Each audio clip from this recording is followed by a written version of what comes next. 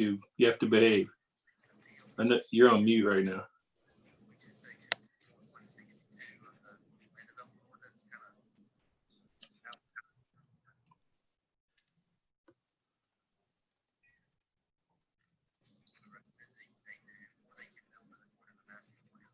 So with Zoom, it doesn't really tell me where that feedback's coming from, but somebody's got there's mute, mute, mute, mute, mute, mute, mute. It must I had be it for a Lindsay. minute. I think I took care of it. It could be somebody named Lindsay Rowe. Mm-hmm.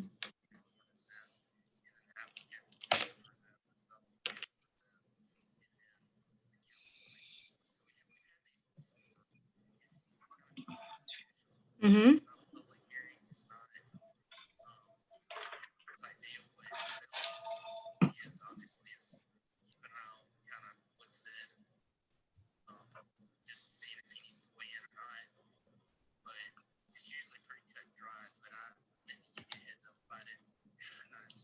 That's okay. That's all right. Let's see here. I'm just going to pull up 10.162 and I'll have it up here. The handy part of having my own laptop is just got all my shortcuts to the LDO here. Okay. Lindsay. But yeah, I mean, this is just a Leslie. decision for council to decide, right? You know, whether they're, yeah.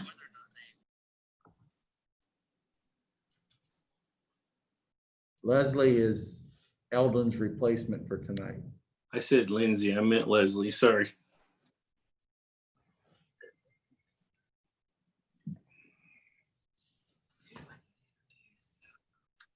So we need Warren. Yes. Well, we have a quota already, quorum already. You're counting 'Cause I yourself. count. Yeah. What?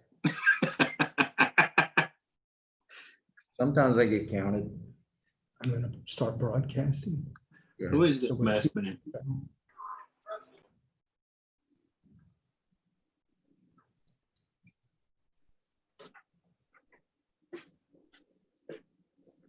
You see David Zayas on there. And the attendees will start coming in now. Oh, I see. So I just texted Warren.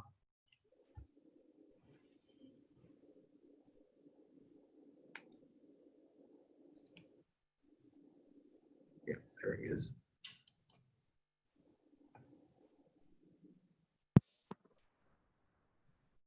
Can you guys hear me or do I need my headset? We hear you fine. Or I hear you fine. 6:59, I'm going to start recording to the cloud. Okay. We're recording now. We are now connected and recorded. Everybody, Rob, can you hear me? Yeah, I'm in now, I think, normally. What was the problem you ran into? I can hear you, Warren. I'm going to hang up and go on the WebEx. If you have a problem, text me, Drew. All right.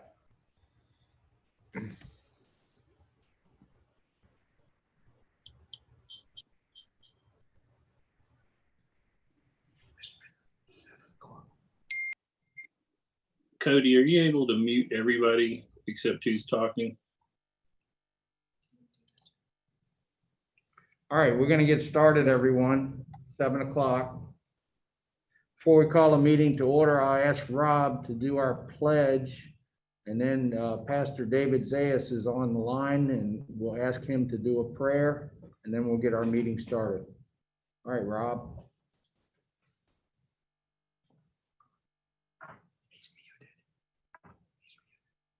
Rob, you're muted.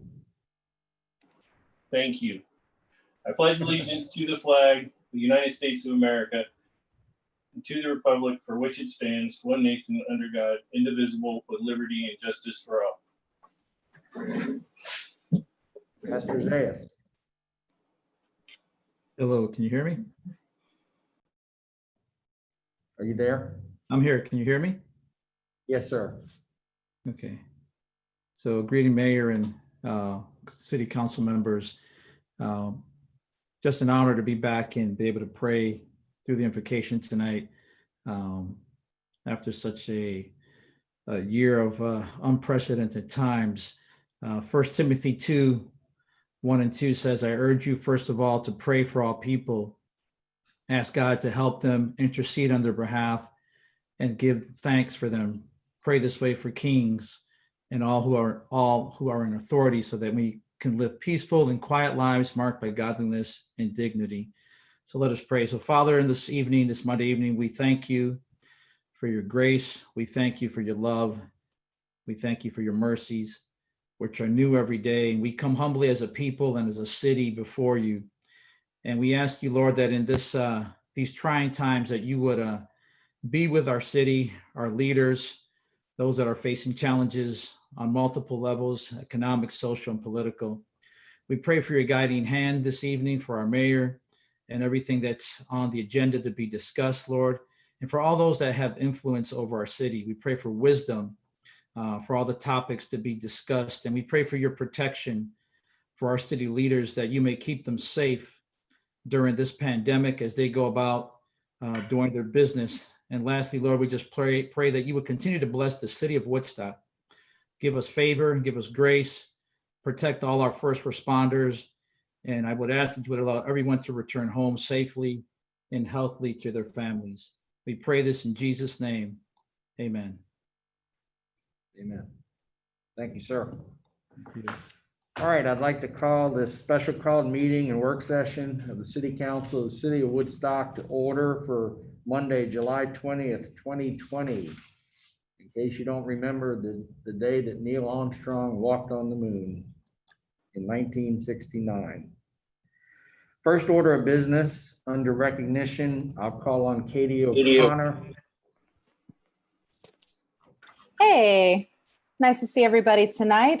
We just wanted to present to our intern, our former intern, Uwana Etuk, this plaque of appreciation.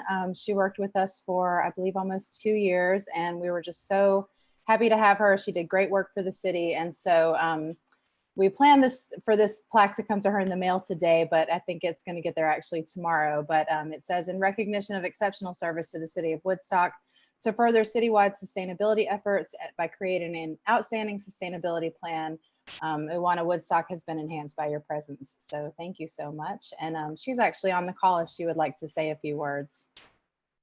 All right. Yeah, I would. Thank you for that.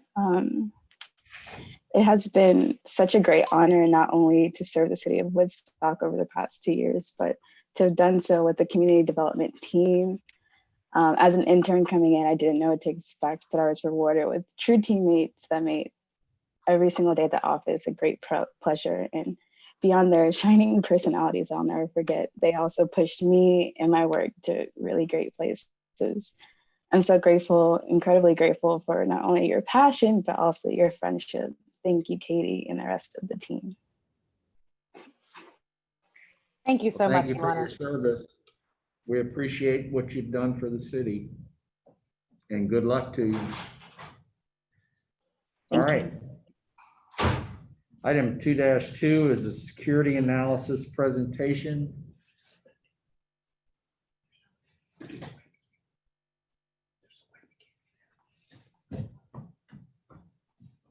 You want to go out? We have a small timeout.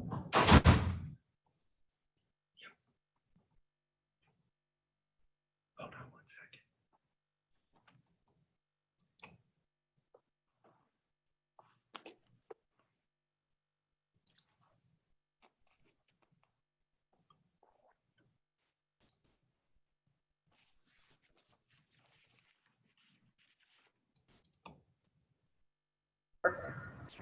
Okay, good evening, Mayor and Council.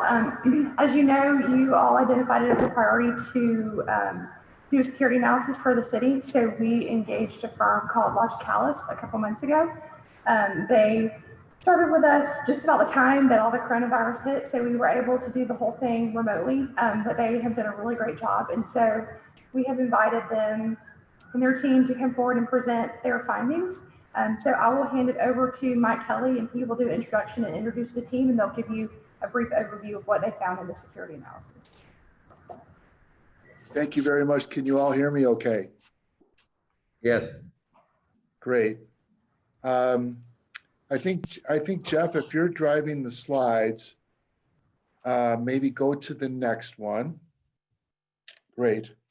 So, so just as for introductory purposes, my name is Mike Kelly. I'm an account manager for Logicalis, and I oversee the relationship between Logicalis and the city of Woodstock.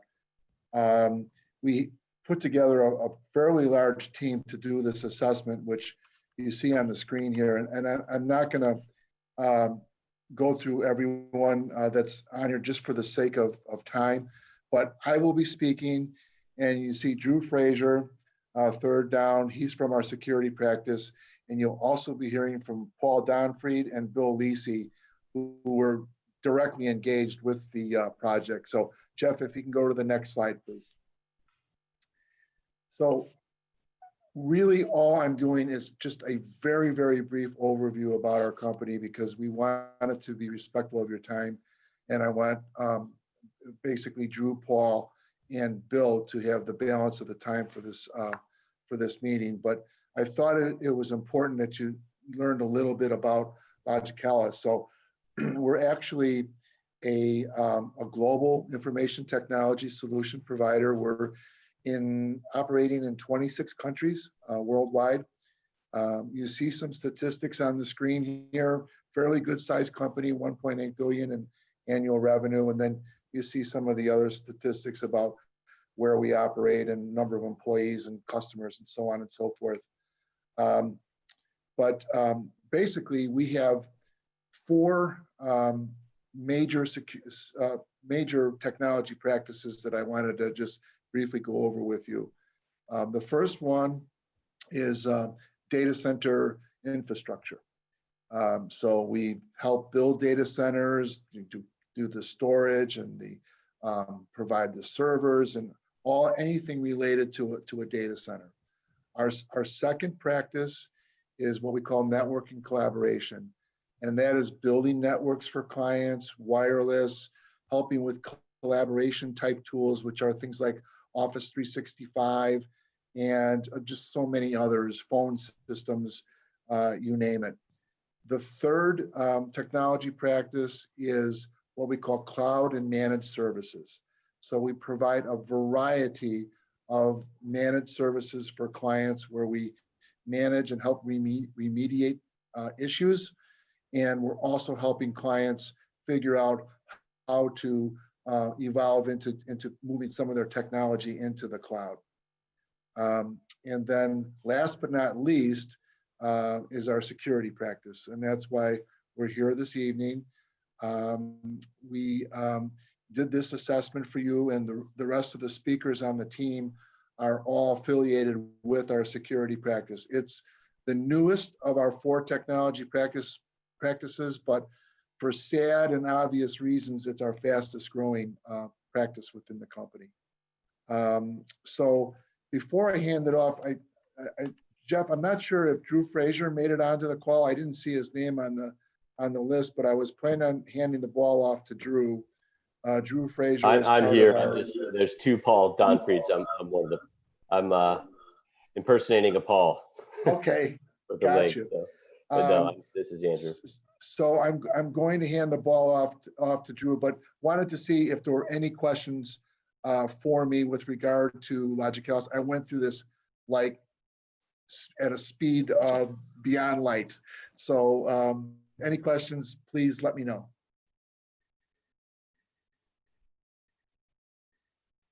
Okay. Drew, handing the ball off to you.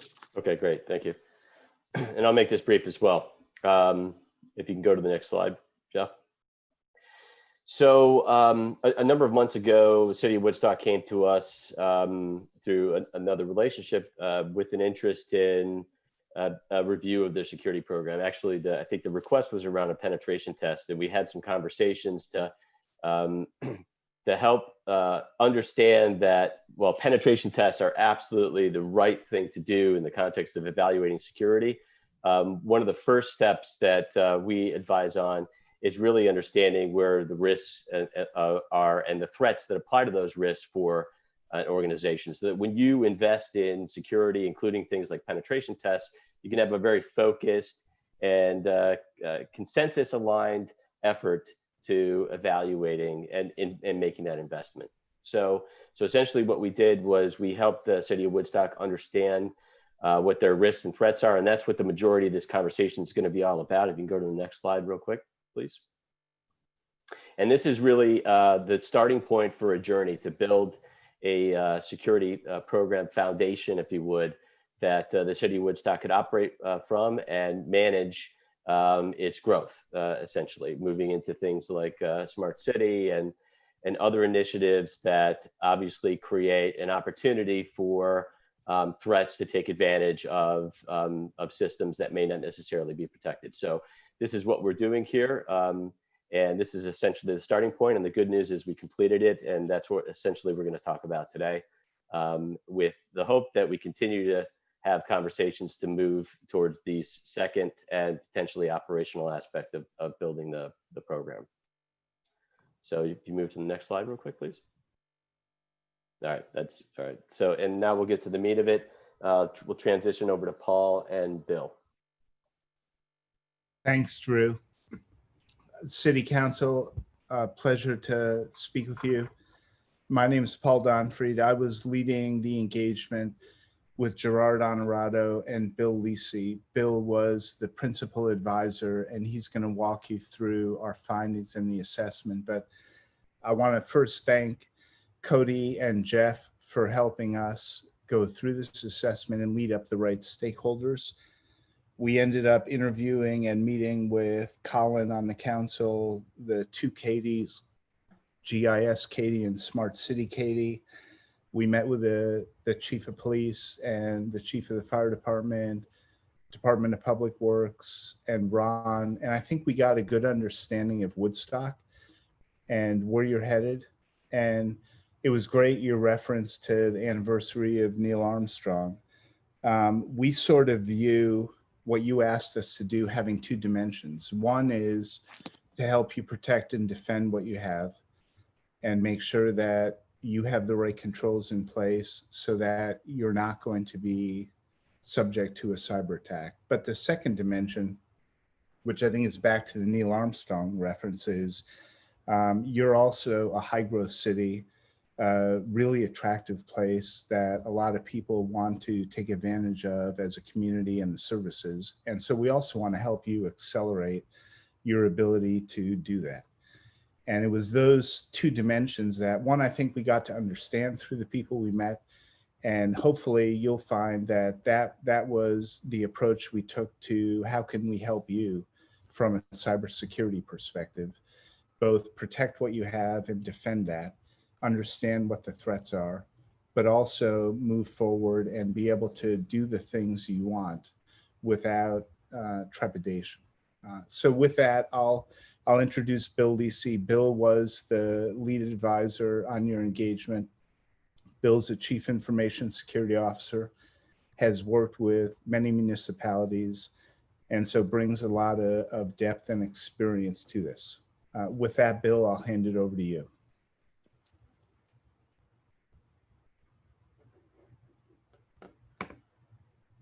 And Bill, if you're talking, you have us on mute. Yeah.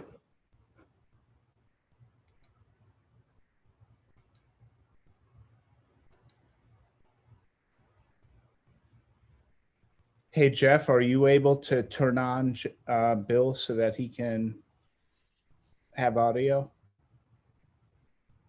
He's on.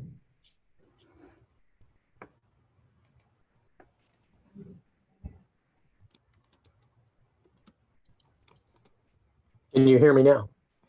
Yes, we can, Bill. All right. Thank God. It's like a Verizon commercial. Yes.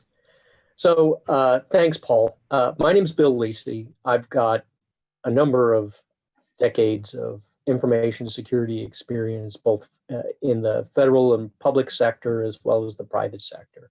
So it was an opportunity to help the city of Woodstock and look at the various processes and make some recommendations for how do you move forward, and what's the current status of the security program? So next slide, please. So in this, we'll talk about the background, threats and risks, some of the threat actors, and how they influence the actions that the city needs to take. Describe the assessment framework, our analysis of current budget and staffing for cybersecurity. We did an assessment of the cybersecurity control maturity. And then we've got some prioritized recommendations and then some key initial investments for next steps. Next slide, please. So we've talked about this quite a bit. The whole purpose of this assessment was to look at the city of Woodstock's capabilities and capacity to prevent a cybersecurity incident, or, in the case of one happening, limit the impact of those adverse events.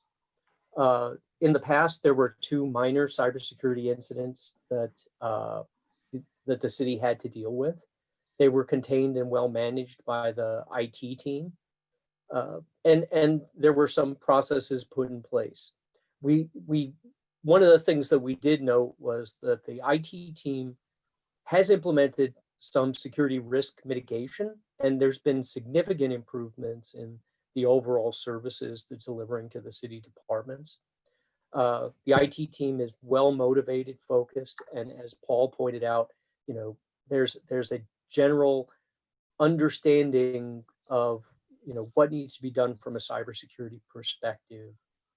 Probably the one area is applying some coordination across the city with a citywide cybersecurity governance processes. Just like for your fire department and your police department, there's planning that goes into what if we have a fire at a particular place? What happens if there's a robbery? All those things that can go wrong.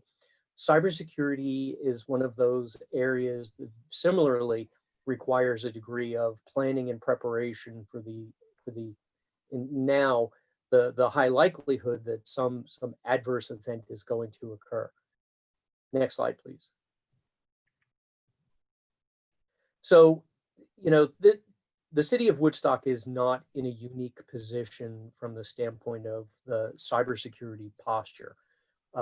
Growing number of municipalities across the US have been hit with ransomware attacks. That's where an attacker encrypts all of the data and then requests a ransom in order to decrypt it. And then, potentially stealing data. So especially credit card numbers that we're all familiar with from large breaches that we've seen for Capital One and others. So cities are not immune from those threats. What we have seen is that while COVID is ongoing and the economy is depressed in some locations, people are turning to crime. And instead of robbing banks, they commit cyber crimes, which are less likely to get caught and don't create physical hazards for the theft. There's been increasing, targeting of government and municipal institutions. When they asked Willie Sutton, they said, "Why do you rob banks?" He said, "That's where the money is." The problem is that banks now are hardened targets. So just like the police in your community will tell you that, if you put lights up and you put alarms, you harden yourself from a criminal threat, but they'll move on to somebody else. And what's happened is attackers see that many municipalities are years behind in cybersecurity preparedness. And so they've become more likely and susceptible to attacks. We looked at 16 different risk scenarios. So one of the things that we did was we talked to the police chief, we talked with the fire chief, we talked with the individual departments, and we gathered, what things would have an impact on the ability to deliver emergency services, to deliver services to the citizens of the city of Woodstock. And from that, we put together these risk scenarios. And the risk scenarios, we were able to identify, the probability that that event was going to occur based on the current status of controls, and what controls would influence, prevent, or the ability to detect that adverse scenario from manifesting. And then we took those and we rated them based on the impact. You know, what would that do to the city? Would it potentially cause the loss of money, violate contracts or the law, create a loss of productivity for city employees and the services that the city delivers to the citizens? And we were able to put that all together. Now, in this presentation, we're not going to provide, you know, those scenarios or describe the current state, because we don't want to expose in this public forum the city of Woodstock to potential exploitation of any identified vulnerabilities. So the full report is available and has that information, and we'll be happy to answer any questions to the appropriate people. Next slide, please.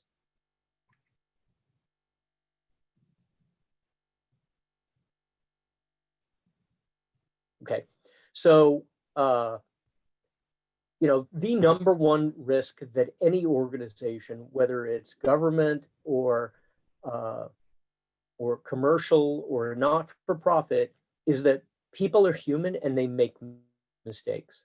And so in many cases, in fact, some of the statistics are 90% or better of breaches where private data is exposed occur because of errors that people make or accidentally exposing sensitive data, like having sensitive data on a external USB stick and losing it. And or another scenario is potentially emailing, you know, a spreadsheet containing people's social security numbers, bank account numbers, that information out. You know, so it's not these bad, evil people are out there. It's humans making errors.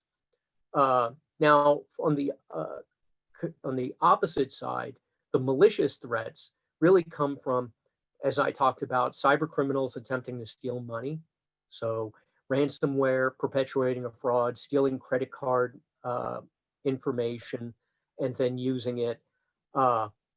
So that is probably the most sophisticated of groups.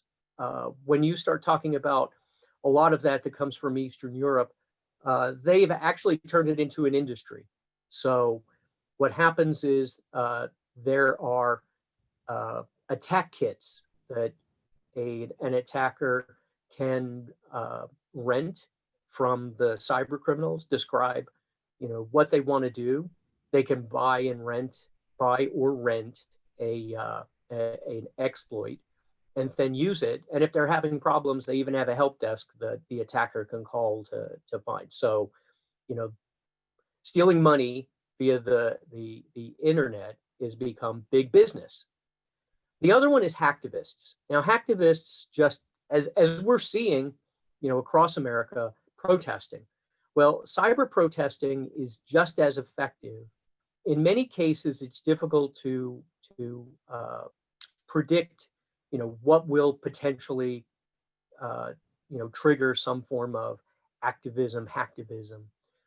Cities like Ferguson, Missouri, and Atlanta, Georgia, have had, you know, incidents that triggered large amounts of protest and brought in a number of hacktivist groups like Anonymous, which is a highly distributed, very effective group that takes up social causes and will potentially attack for the purposes of bringing attention to their cause.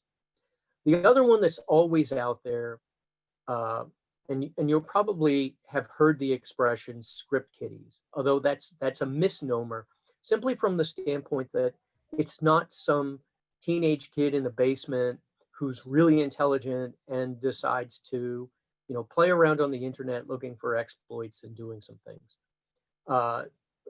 Many times they're fairly sophisticated people who are scanning the internet to try to find vulnerabilities, and they'll take advantage of them based on finding them and then figuring out how far they can go. In some of those cases, you know, they will still publish that information out on sites like Pastebin or some others where, you know, it's just as bad as if they were using it to make money, because other people can then exploit it as well. So that's really the three groups that present the most significant threats to the city of Woodstock. Next, please.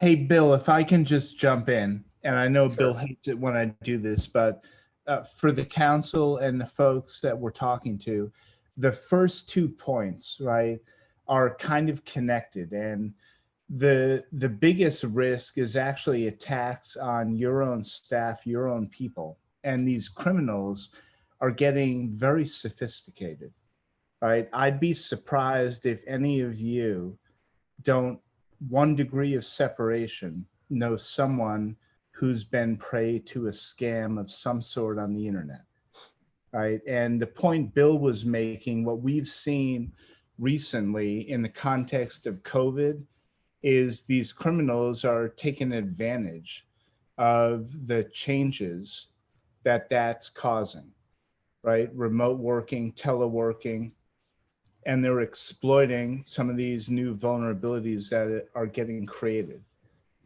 But the first 2 points, we are under attack, right? Meaning your own citizens, your own staff, they're being targeted by these individuals. And I think the key takeaway is the environment has become more hostile, right? So Jeff and team have done a great job with the backup strategy and things they've put in place, but the environment itself is fundamentally becoming more hostile. Sorry, Bill, back to you. Okay, next slide. Again. So thank you, Paul. So we conducted the assessment using the National Institute of Standards and Technology's cybersecurity framework. And we chose that framework because it's been adopted by over 20 US states and hundreds of local municipalities. It is a standard framework that really breaks down into 2 aspects. And it's those 2 that we talked about: the ability to protect, prevent some bad event from happening, and then the ability to detect, respond, and recover. So reducing risk. So next slide, please. So we looked at the budget and staffing for the city of Woodstock in regards to cybersecurity. And as you can see from this chart, against other municipalities, and this is normalized based on, the amount of budget, as revenue, and the staffing as a percentage. So it's normalized across, comparing against, say, Atlanta, New York City, or Chicago, and trying to compare them against, the city of Woodstock, or, where I live in sunny Ohio. It ends up to be normalized. And what we can see from this is there's been a significant underinvestment, and the IT team is doing yeoman's work in making sure that security is addressed, in the processes and the technology they're using.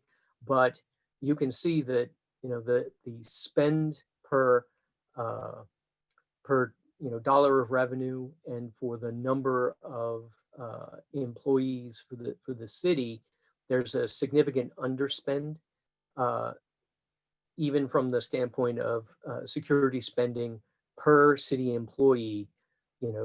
The city of Woodstock is significantly under industry and global. Now, understand global includes banks and large numbers of more regulated industries. So it's always going to be higher, but in comparison to other cities, there's some significant differences. Next And slide. I would just add one of the principal reasons we see that in our experience is you're a very high growth city, right? So you've had a lot of growth, and as a result, you've incorporated a whole lot of new technology, right, in various departments, also in your cultural events and those services you provide. And so it's not uncommon that we see that gap, right? You've accumulated and incorporated a lot of new technology into the city in a very rapid period of time. So that's a great point, Paul, but let me come back to that. Next slide, please. So we were looking at, the control maturity. And so the control maturity is based on 5 levels, 5 being the highest, and it's optimized. And we look across three specific areas: people, process, and technology. Investing in people with the right amount of training. As I said before, the vast majority of incidents are caused because of human error. So investment in training is a very good place to work. Processes, how do we do things? If you don't tell people the right thing to do or how to do it, they'll figure out how to get the job done, but they may not get it done in a way that they need to. And then, underpinning that, the right spend in technology. I'm a big believer in people, process, technology in that order, because of the fact that the greatest impact is going to be based on the people and processes, and they're obviously the best return on investment from and quick to implement. So next slide, please. So we looked across all of the domains, and there are a number of areas that are broken down based on the cybersecurity framework. So detect, identify, protect, recover, and restore. And, there are numbers. So overall, you get a sense that there is a cybersecurity program. There are activities that are undergoing, but there's a ways to go to optimize. And we're not saying you have to be 5 on everything, but it's making a deliberate decision based on the benefit cost ratio and the benefit risk ratios on where do you need to invest. So we call that Pareto analysis. It's looking at that 20% of the problems that cause 80% of the issues. So that leads us to some of the discussions we've got about the recommendations. Next slide, please. So this is just another way to look at it. And you can see across all of those domains where the city of Woodstock is against comparable cities.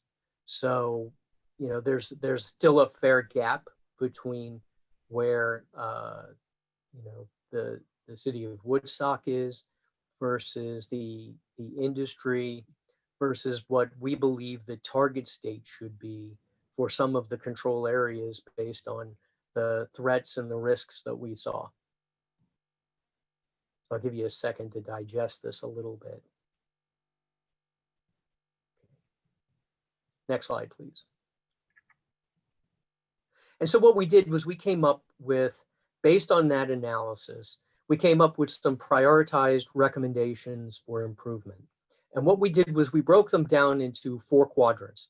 One are quick hits, the things that you can do very quickly in order to improve the cybersecurity program. So, things like policy, standards, and procedures, documentation, awareness and training, and incident response planning. Those are really quick hit kinds of activities that your police chief and your fire chief will embrace, because it's really important to be able to plan to prevent and then to respond in the event that something happens. The city's been fortunate, but your current processes are not optimized for how do we restore services quickly? How do we, stop the bad guys before they've gotten too far into causing problems for the city and the city services? There are some focused improvement areas, some strategic initiatives, and then those that are going to be fairly involved in order to both will take a long period of time, not necessarily create a high degree of benefit immediately, but they're definitely worth looking at. So as we prioritize this, initial investments are in some of these areas. And really it has to be from the standpoint of, we could recommend a whole bunch of spend on tools, but you've got to have the infrastructure and the capability to use those tools to their the advantage. Otherwise, you're not going to get the value out of the investments.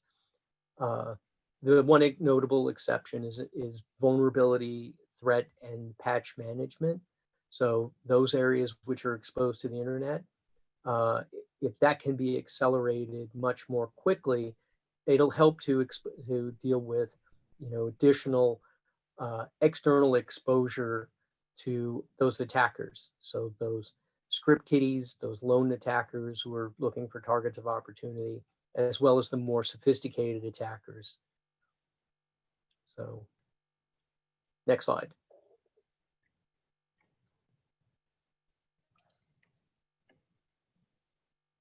So this is really, a summary of those most important things. So one of the things that we recognized was, there is no central governance committee over cybersecurity. There are a lot of departments that are using, consuming IT services, and the IT organization has really stepped up to be able to support the departments. But, coordinating amongst the teams, the consumers of information, of technology products, your GIS, the number of systems for the fire department, the police department, the financial services, all of that requires a degree of coordination, and creating those standard policies, standards, and training will be a very good investment to help to identify where needs are, as well as to take care of that most important one, which is the human error. Okay? Formalize a security incident response plan. Better prepare. You have plans for major incidents for the police and fire. This is no different than those kinds of situations where you're trying to reduce the impact. Ensure that, and this is one of those areas, Paul had mentioned, that early inclusion of IT in new initiatives. So going down the path of smart cities. And one of the things that all the department chiefs had really made clear was, hey, there's really a good opportunity to bring IT and cybersecurity in earlier in some of these new initiatives like smart cities, where we can understand what the impact is on long-term investments. Do we have capacity and capability in order to execute our initiatives? The city is growing very quickly, and so being able to do things like capacity planning, as well as building security in, really would benefit from doing that, and also understanding what's the total cost of ownership for the services. So when you deploy a new service, you've got to have the security and all of the infrastructure that's going to support. It's not just buying the software, but it's also, how do we train people? How do we secure it? How do we do all of these things? And so in many cases, that initial cost is not a good indicator of what the cost to run that service actually is. And it's a good opportunity to engage early and understand how do you plan and grow together as a city. And then, finally, based on that prioritized list, invest in reasonable and customary controls based on risk exposures that are identified in the full report. So next slide. Overall, we found that everybody in the city of Woodstock was very engaging, recognized where there were opportunities, participated fully, and shared information with the purpose of looking to get better. I really enjoyed the opportunity to support the city, and hope that you can use this information to better prepare the city and the staff and the citizens for dealing with some of the challenges ahead. So thank you. Thanks, Bill. Mike, back to you. Well, I just, Bill pretty much summed it up, and I started at the beginning of the presentation that we're just very appreciative of you giving us the opportunity, and look forward to continue working with you. And I am an escalation point and a kind of a quarterback of the team. So if anyone has questions, send them to me and I'll get them to the appropriate people on our team. And thanks again, Jeff and Cody, for just being so awesome to work with. Thank you, gentlemen. Are there any questions or? I have one question. On slide 16 or so, you were calling out Woodstock, industry, and global. And so I just want to understand industry in what you're saying, industry or other cities that are comparable, or are you saying a business environment? So it's other municipalities, cities, and it's normalized based on the size of the budget and revenue in budget dollars and the size. So if you've got New York City, it's a percentage of that. So it's the number, for example, IT security full-time equivalents as a percentage of total full-time equivalents. So as you move larger in a larger city, your percentage would still be comparable. Right, I understand. I was concerned that you were comparing Woodstock to private sector businesses. No, sir. We compared against other municipalities. Okay, thank you. Yeah, and I'll just add a little anecdote there. So we were actually using a new tool called Minerva, which Jeff and Cody had some experience with. Jeff's was not that pleasant. This was a tool that was supposed to help us automate the process of assessing you against these NIST controls. And long story short, it turned out to be very cumbersome, but we did use a tool that compared you using industry data against other municipalities. And so it wasn't just us saying, this is what another city looks like. We were actually using industry data from Gartner to do those comparisons. Okay, thank you. Does that help? Yep. Anybody else? All right, again, thank you, gentlemen. Appreciate the info. Thank you. For your time. Sorry for running a Thanks. little longer, but hopefully it was valuable. All right, I'll turn it over to Rob, who's stepping in for Colin to do the announcements. Yeah, I'm not going to use my announcer voice like Colin has. Okay, announcements for July 20th, 2020. The 2020 census has been extended through October 31st. If you've not yet completed the census, you can do so at 2020census.gov. The City of Woodstock has announced that 2 upcoming events in the Woodstock Summer Concert Series must be postponed until the 2021 seasons due to the COVID-19 pandemic. The Ultimate Queen Celebration starring Mark Martell on July 31st and the Steep Canyon Rangers concert on August 8th will both be postponed until the 2021 season. Code Red is a community notification system for relaying time-sensitive information such as weather alerts, missing persons, evacuation notices, etc. Sign up on the Stay Connected page at woodstockga.gov. And I am signed up and that works quite well. And back to you, Mayor. All right, thanks, Rob. Moving down the consent agenda, items 1 through 9. Does any council member need to pull any agenda item to consider separately? Having heard none, I'll entertain a motion.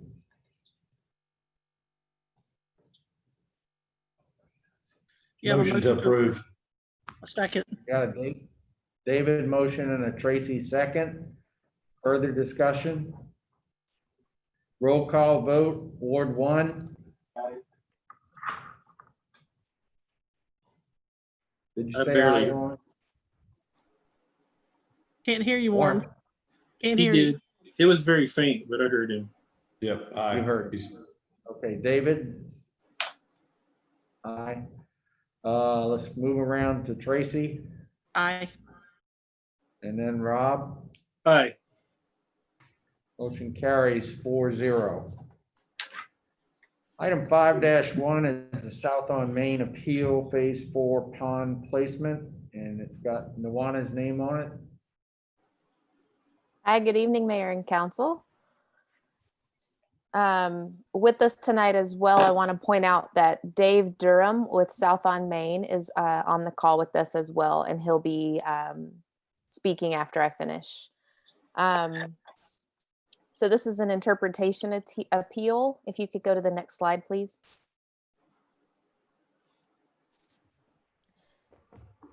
As you'll recall, South on Main has a number of zoning conditions, and staff refers to those when we're reviewing site plans or building plans. So anytime something comes in, we pull out these zoning conditions and use that during our review process. Zoning condition number 1 states, it's written here on the screen for you, the development shall develop and remain in substantial compliance with the conceptual plan prepared by Baker Land Design, dated July 23rd, 2018, attached here to, and hereinafter referred to as concept. If you go to the next slide, you'll see the approved master plan. And this is what's referenced in that same zoning condition. And the portion of the site that we're going to be looking at tonight is over towards the western side, towards Noonday Creek. And it's highlighted for you there in that oval. So in May, South on Main submitted their Phase 4A site plan, which again, this is that phase is in the area highlighted. If you'll look on the next slide. This is the site plan that came in for review. And so you can see there's a handful of lots here that have been replaced with a detention pond. If you go to the next slide, you'll see 2 images next to each other. So you can see them side by side. You can see Exhibit C there on the left, which is what was approved with the zoning conditions, and then what was submitted with the Phase 4A site plan. And staff felt that the change was not substantially similar to the concept, and we provided written comments during our plan review process. We felt that replacing those residential units with the detention pond no longer was in substantial compliance. The engineer, after we provided our comments, they let us know that the change was due to the floodplain change that happened in June of 2019. Which may be a hardship, but we have to work with what's given to us in the code, or in this case, the zoning conditions. So the applicant is appealing our interpretation here.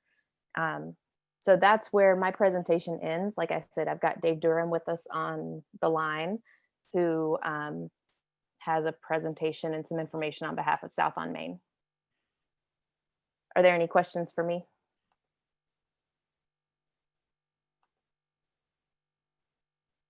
Okay. Thank you, Nawana. We are, Mayor and Council, would like to thank everyone for the time this evening, for sure. We've got Kedrick Scott with Rochester and Associates on the call, and we've also got Maurice Lester, our VP of Construction, to help answer any questions you may have. For the sake of time, for the third paragraph of our appeal, as Nawana stated, the zoning condition says that we have to stay in substantial compliance, but it doesn't define substantial compliance. As we were going through the rezoning, we tried to put some verbiage together, and we settled on this process of having to be able to get administrative relief from the staff or from mayor and council as we encountered things as we start to develop and to engineer additional pieces of our master plan. So from the earliest stages of all of our construction plans, we had a pond located in this northwest corner.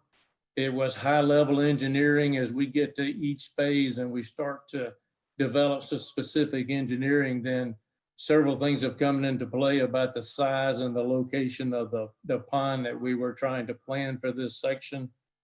As noted, in June of 2019, FEMA updated the flood map, and it was a significant change to us. The elevation raised by 6 feet, and the flood line encroached on our lots on the western section of the development by 40 to 60 feet. And then in the southwest corner, we had a pond located there. And if you could go to the FEMA drawing, it's got the yellow band on the left, it'd be easier to see.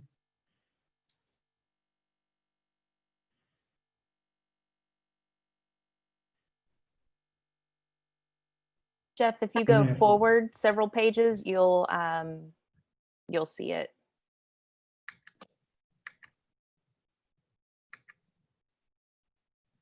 Keep going. One more. There we go. So this is the change that the FEMA line had on the development. You can see in the southwest corner or the lower left corner, that pond lost about 50% of the space is going to be available for us to use as detention.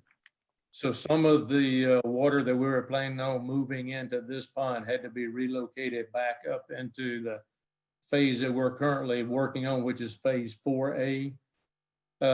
In an effort to try to maintain substantial compliance, we elected to keep the road network the same. We elected to keep the connection to Noonday Creek the same so that we can go ahead and connect the Noonday Trail. We kept the open space the same. We have a park in this section, is what referred to as the Theater in the Woods, or park number 4. Tried to keep it the same. So in an effort to keep all the other components the same, and you can see in the upper left corner where one of the areas that we thought we could use for a pond, the FEMA flood line encroached on that area to the point there's not enough room for a pond. And so it really left us with the option, or the configuration that we've submitted to staff of taking some of our approved lots and converting them into detention. We tried to keep it on the western edge of the development, so it impacted as few lots as possible. These lots actually have some pretty private rear views, so they're a premium lot for us with that rear view from a sales and marketing standpoint, but it was really the best location for us to put a pond. We've also tried to use gabion walls so that we could keep the pond as small and contained as possible, rather than it spreading out over the phase 4A and affecting more lots than it is now. I think it's a total of 8 home sites that it's going to affect. We think we can pick one of those lots back up just by reconfiguring some of the lot lines. Some of the lots are wider than they need to be. So we think in the end of the day, it's going to be 7 lots that it affects. And I think that is the list of why the pond wound up where it is. And I'll be happy to try to answer any questions.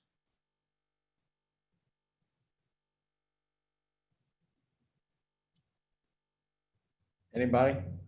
Can you go back to the other picture where it showed them side by side?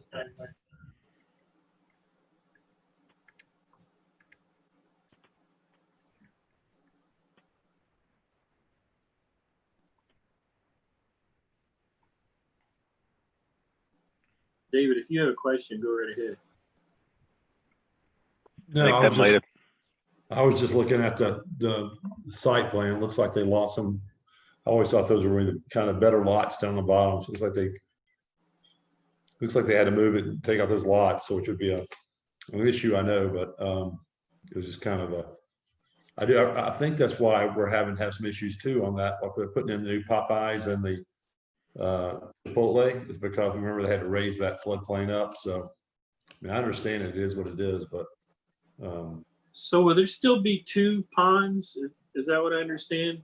You still have one at the southwest and one at the northwest? That is the plan now. Yeah, the one on the southwest, the lower left corner was even more impacted. And we've lost some capacity. And so we're trying to capture 4 A's in the pond that we're showing you tonight because of the reduced capacity in the southwest.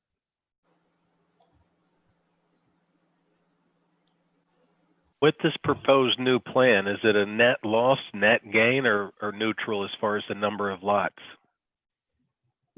We think at the end of the day, at this point, it's a loss of 7. Okay, so it's not something that you would choose to do if FEMA had not changed the floodplain. Absolutely not. We thought we were going to have room adjacent to the Noonday Trail connection. And as you can see on the other one, the yellow line, the FEMA line moved in so much, there is physically not room there. So to try to keep the road network, the open space, the parks, everything else the same, we gave up 7 lots with some nice rear views. I mean, they were nice lots, but it just kind of is what it is. Okay. Anybody else with questions? All right. Thank you, Dave. Thank you. I'll open up for discussion and or motions. I think it's an unfortunate situation, but the original plan was done prior to FEMA's revision. Detailed wetland surveys might have been able to identify, but it doesn't sound like this is something that's being done for a cost benefit. It seems like something that is more out of necessity and is going to result in a loss of lots. So I don't see an issue with it, and I'd make a motion to approve. I'll second Warren's motion, and I agree. This isn't something I would ordinarily want to do, nor would I think the developer would want to do, but it's more of a must do from the government. So, or government. All right, we have Warren motion and a Rob second. Any more discussion? Roll call vote. Ward 1. Aye. 2. I saw him say aye. He was muted. 4. Aye. 6. Aye. Motion carries 4-0. Item 5-2 is the Volta sign waiver, and I'll bring Dakota on right now to explain what's going to happen. Hello, everyone. Thank you, Mayor. Tonight, we did have planned for a vote on this sign waiver for Volta over at the Target Shopping Center off of Highway 92. And I would still be happy to give a presentation, and we are still welcome to make a vote. But the representative of the applicant, Parks Huff, had a scheduling conflict and informed me today that he could not make the meeting tonight, and he has requested to table to August 10th. So I will ask you all what you would like to do, if you would like to vote on a table, or if you would like me to continue on with the presentation without the applicant. Anybody? As much as I like to go with a meeting without Parks, I think that it'd probably be wise to table it so we make sure we have all of our answers in case a question pops up. So I would move to table it. I agree. All right, we have a motion, Rob? Yes. I'll second. Second. And who seconded? I'm sorry. Warren. Warren did. Okay, well, we'll give it to you, Warren. Further discussion? Ward 1. Aye. 2. Aye. 4. Aye. 6. Aye.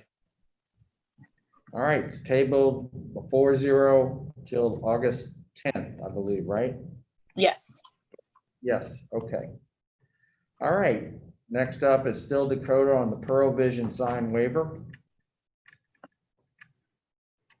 See if we can get our slides up. Sorry about that, Jeff. Got quite a few to skip through. Okay, awesome. Yes, this is the Pearl Vision sign waiver, and you can continue on to the next slide, please. See, there we go. Okay, so just for our general information, the location, as you can see on the map, this is over here on Town Lake Parkway, just after the Town Lake and Eagle Drive split. This is a connecting parcel here, and it is zoned general commercial with gateway overlay. And we can go on to the next slide. This is a multi-tenant building owned by Colonnaded Investments LLC, and they have a tenant at the corner parcel. The tenant is Pearl Vision. We do have the applicant representative on today. That is Mark with Big Mouth Signs, who is representing Pearl Vision in this request. So the request would be, I'll first read our code section that this applies to.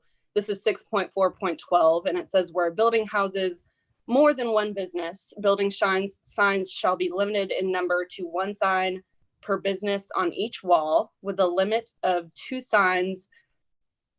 building signs per business per building. This applicant is requesting for a third building sign. They actually have already put in permits and got permits approved for the first two building signs. And this is their request. And they've actually put up those two building signs. And then this is their request to have a third building sign for their tenant space. Staff is in favor of this. In talking in DPC, there are three walls that are all facing either Town Lake Parkway or facing the main parking lot area. And then there was a sign waiver approved, I will say, at the same tenant space for third building wall sign, and that was due to the distance from Town Lake Parkway. But I did want to mention that there was a waiver approved here at the same building. And this is a rendering of the sign here at the bottom. And I don't know if I had this in my staff report, but I wanted to mention it is 24.14 square feet. So everything else regarding size, material, manner, anything, everything else is in compliance. So we're just here talking about the number of signs on the building for the tenant space. Okay, and we can move on to the next slide. Awesome. So this is a photo here on the top of where the sign would be located, the third sign. And you could see down at the bottom kind of the angle of this building. It's in a particular L shape. So this is kind of the crown, the point of that multi-tenant building. So they do have three walls that this entire tenant space is taking up. And like I said, all three are either facing Town Lake Parkway or that main parking area. The entrance into the shopping center is right in front of that point here. And there's actually a secondary entrance. If you're familiar with the area, there's a Wendy's to the south of this shopping center. You can enter before the Wendy's and kind of come around the back. And the applicant stated that as one of their issues or hardships, as if you're coming in from another entrance, not being able to see a sign or knowing possibly that that tenant space was there without this third sign. Okay, and I will move on to our last slide. And this is just our recommendation. DPC and Planning Commission both did recommend approval of this waiver request with no conditions. And I am open for any questions. And like I said, I do have Mark on with us. If we can unmute him, I think he might have just a few more things to add. And I have some pictures that he's given us of the site. Mark. There.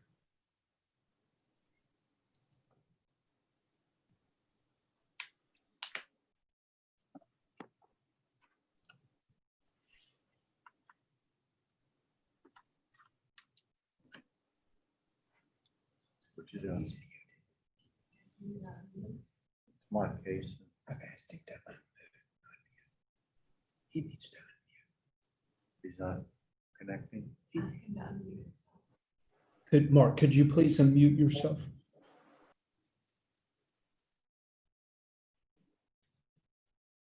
Is that better? Yes. I apologize. I'll start over. My name is Mark Casson. I'm the owner of Big Mouth Signs. One of our clients is Pearl Vision.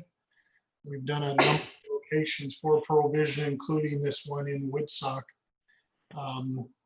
The folks at Pearl Vision, their biggest concern with regard to this request is on that side elevation of the building, there are 9 sections on that elevation. Pearl Vision occupies 2.5 of the 9 sections, and yet there isn't a sign that you can see from either of the 2 back entrances to the shopping center.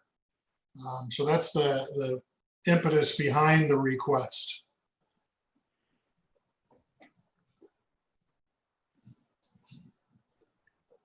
All right, is there any questions for Mark? No? All right, I'll open up for discussion and or motions. You have a motion to approve. Second. We have a Rob motion and a David second. Any further discussion? Roll call, Ward 1. Aye. 2. Aye. 4. Aye. 6. Aye. Motion carries 4-0. Thank you both. Item 6-1 is the first reading amendment to Chapter 18, Buildings and Building Regulations to amend model home permit requirements. I know it's got Brantley's name on it, but is Dwayne doing it or is Brantley? I'm doing it tonight, Mayor. Good evening. How are you?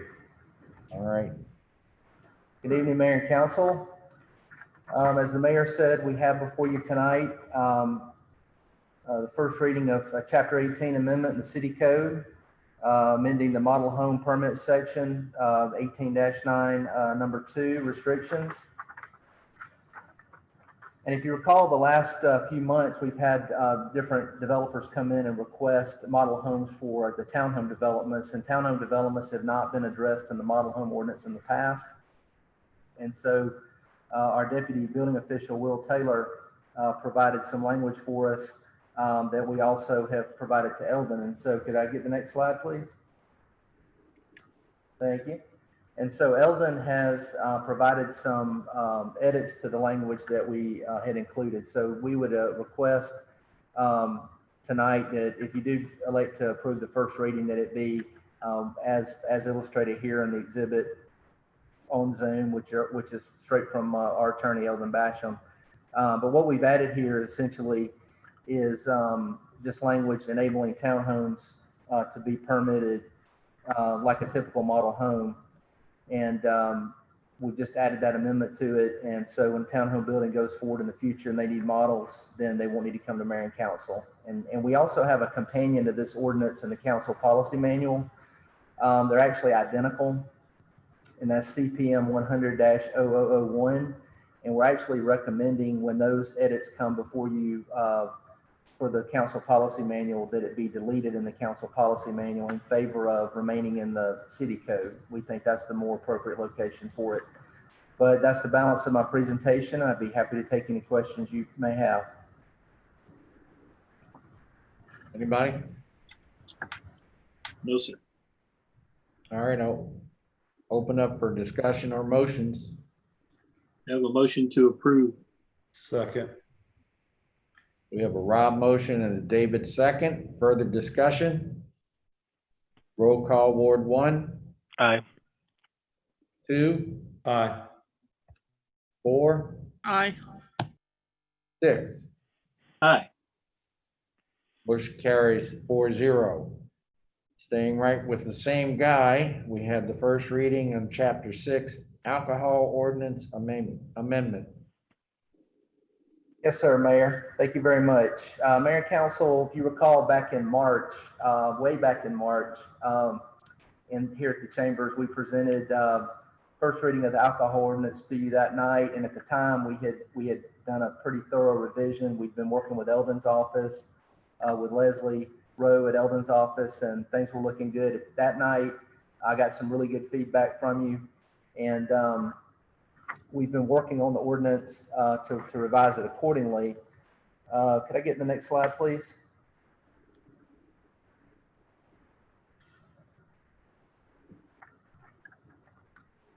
All right, so Jeff, can you zoom in a little bit so we can see a little better?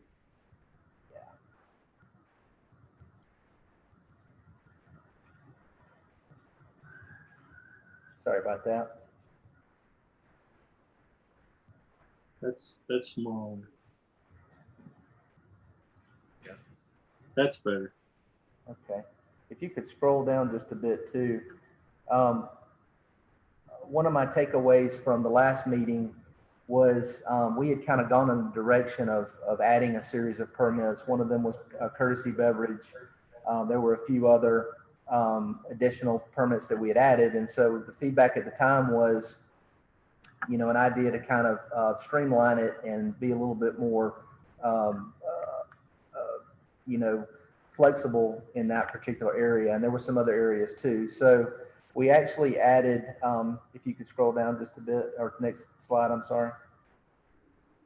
There we go. So we added this section 6.5 exemptions, and this, in my opinion, has been a real, we've been at a little bit of a disadvantage, and just in my opinion, because a lot of times when we get a question about, you know, can I do this, can I do that with alcohol, the ordinance doesn't really state it clearly. And unfortunately, state law doesn't state it clearly either. And so what I really felt we needed more than anything was an exemption section. That way we can clearly show, okay, these kinds of practices, these kind of uses are exempt from the ordinance completely. And that's really going to help our staff and community development. And it's going to help the customer a lot as well, critically help the customer. So we felt that the courtesy beverage, which is a beverage typically offered at a business not otherwise licensed for package or consumption, would make sense to be in the exemption section. That's going to be a very small amount served, very few ounces, and so we felt like it really made sense to be here. Also, in the publicly owned building and premises, we wanted to add that as well. And that's an area that we're still kind of working on with Leslie a little bit. To make sure we got it exactly right. And then private party is also a definition that we had added that we wanted to make clear was also here. And of course, if it's a private party, but it's a special event, then that throws it into another category. And as you know, special event is regulated by another chapter of the city code. So that's an area that we're working on right now. Next slide, please. And I'm going to show you one more thing and kind of wrap up. So as you know, Cody recently presented changes to the fee schedule, some upcoming economic development provisions for our businesses. And so in number 4D there, we've added ancillary package for malt beverage and wine. This license is included at no cost with the purchase of a malt beverage or wine consumption. As you well know, during the pandemic, changes were made early on to allow restaurants to enable restaurants to sell with package to go, which has been not typically done with a consumption permit. Typically, there's been kind of a line drawn between consumption and retail, as you know, with package, any kind of package. I think this was always kind of a little bit of a gray area. I'm not sure that the Department of Revenue has a hard line on this, and I think they've clarified that as well in their rules. So in talking to Jeff and Cody, they recommended, or it was recommended that, you know, having someone is paying the full price for the consumption permit, it makes a lot of sense. We can't do it with distilled spirits, but with beer and wine, certainly to include that ancillary package with the consumption permit makes a lot of sense. And I think the businesses are going to really appreciate that. And it really kind of reconciles a practice that we're doing right now to some extent, which I think is completely legal. But now we have it in the ordinance, and it's very clear that if you pay for those licenses, we're going to go ahead and throw that permit in as well, and that's going to only continue to support and help your business with your to-go side of the house. So that's something we've added. But we're Leslie and I continue to kind of work on some of the finer points. And so what I wanted to kind of cover those 3 areas with you and get a little bit of initial feedback just to make sure you thought that we were going in the right direction. And then I was going to respectfully request you to table the first reading to next Monday night, the 27th. So Leslie and I can go through a little bit more detail, the red lines we have on it, because these are pretty extensive updates. So I just felt like we were close, but not quite ready yet. So just wanted to request that. And then of course, see if you have any input or any questions at this point in time. Anybody? I think it's a good direction. I like the way it's going. And so I understand you just want to table this item till next meeting. Yes, sir. All right. Do I have a motion to that effect? You have a motion to table. I'll second it. All right, David motion and Rob second. Any further discussion? All right, roll call. Ward 1. Aye. 2. Aye. 4. 4. Aye. Aye. 6. Aye. All right, motion carries 4-0. Moving down under the work session, discussion items. Number 1 is a discussion of proposed amendments and entitlements expiration ordinance. And it's got Paris's name on it and Brantley's, but I think Paris is doing it. Is that correct? Yes, sir. I'd like to introduce Paris Collins, interning with us this summer from the University of Georgia, and he'd like to present to you tonight.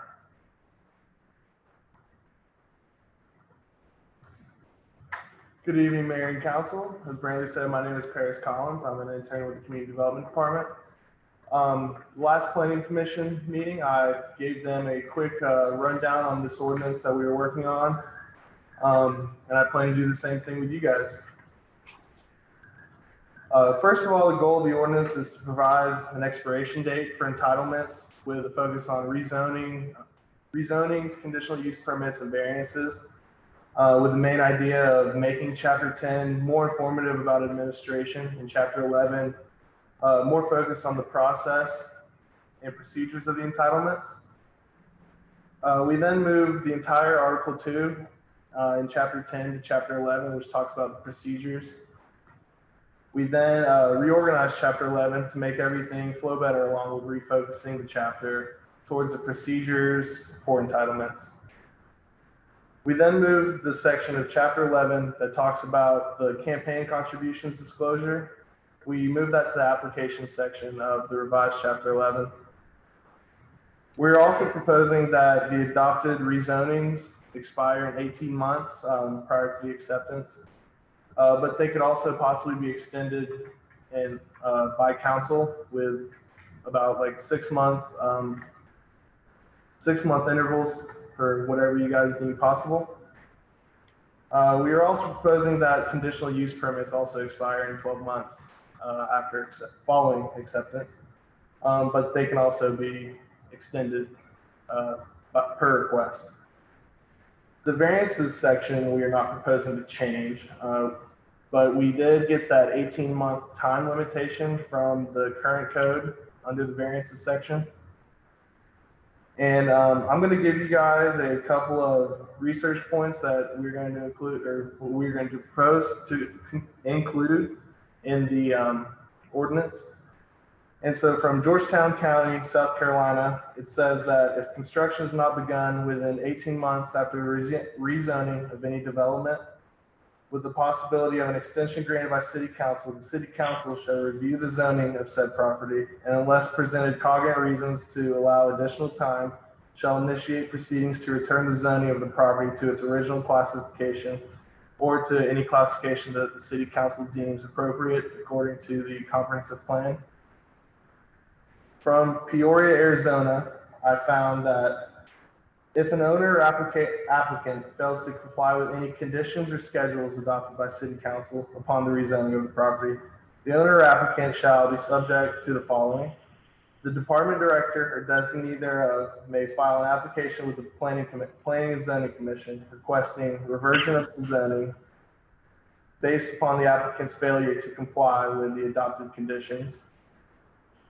The commission shall then consider the director's application and may accept, modify, or reject, and shall thereupon recommend acceptance, modification, or rejection of the applicant per City Council. And then from Hermosa Beach, California, one or more extension of time may be requested by filing a written request with the Community Development Department at least 15 days prior to the expiration date, including the reason thereof, a payment of a fee set by resolution of the City Council, and the City Council may deny, approve, or conditionally approve each extension for a period not to exceed 2 years. And so I wanted to give you guys that and kind of get some feedback as we work on this ordinance to see what you guys thought about time, like time period, or anything else you have.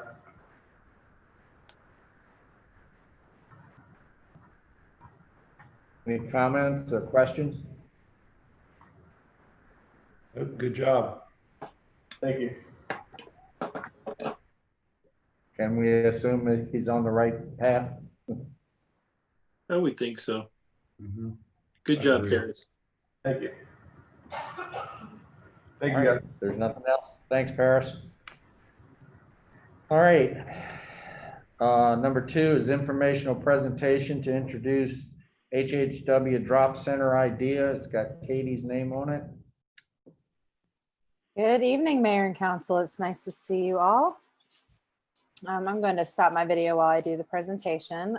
Next slide, please.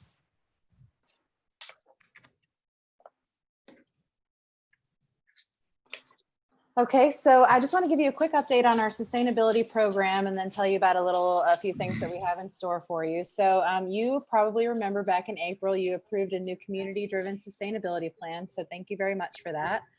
Included in that plan is one of the tasks, which is task 18A, which is to form a staff committee to help implement the plan.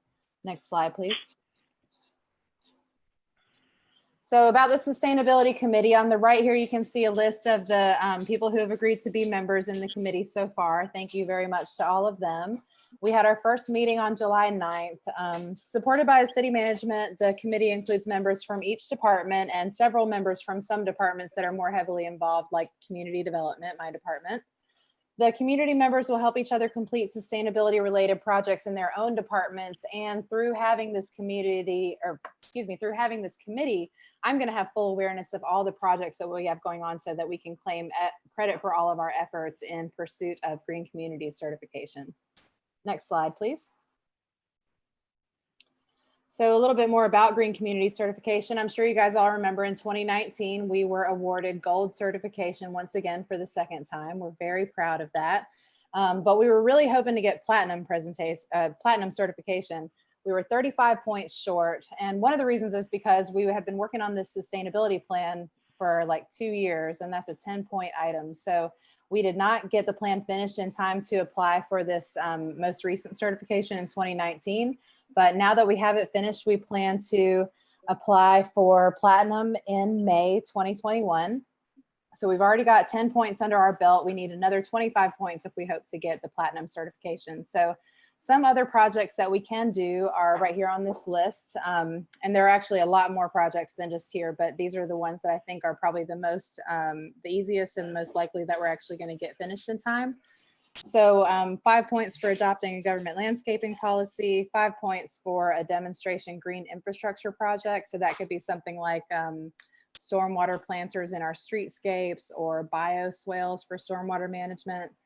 5 points for a demonstration green roof project. And this could be on a really tiny building, like one of our bathrooms at a park or something like that. We just have to have some information, educational materials nearby that kind of tell people like what it is and what it's doing there and what it's for. Another potential location for a green roof project could be the visitor center. I've been talking to Brian a little bit to see if that might be an option for us, but we need to check on the structural roof requirements to hold up all of that dirt and plants and everything that would be on a green roof.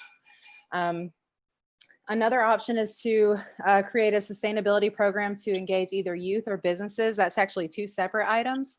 And in our first sustainability committee meeting, we already have some success because Jamie Snyder from the Parks and Rec Department told me that he's working on a Leave No Trace program for the city parks.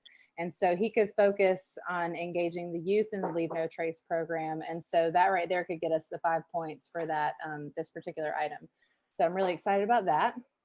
Another thing that I'm going to be working on, hopefully, is a 10-point item, which is the Household Hazardous Waste Drop Center. Next slide, please.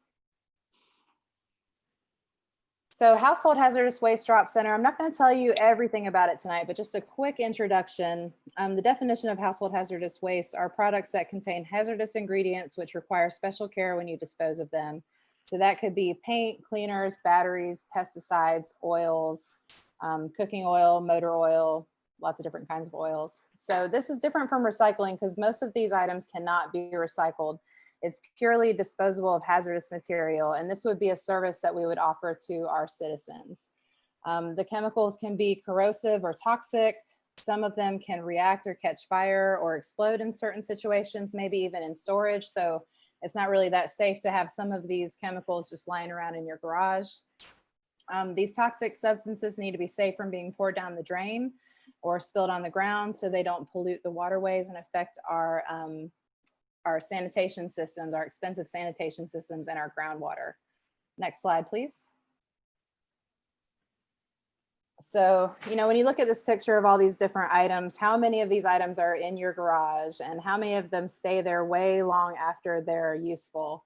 They finish their useful life and they get all sticky and gross and they still sit in all of our garages because a lot of us don't know what to do with them.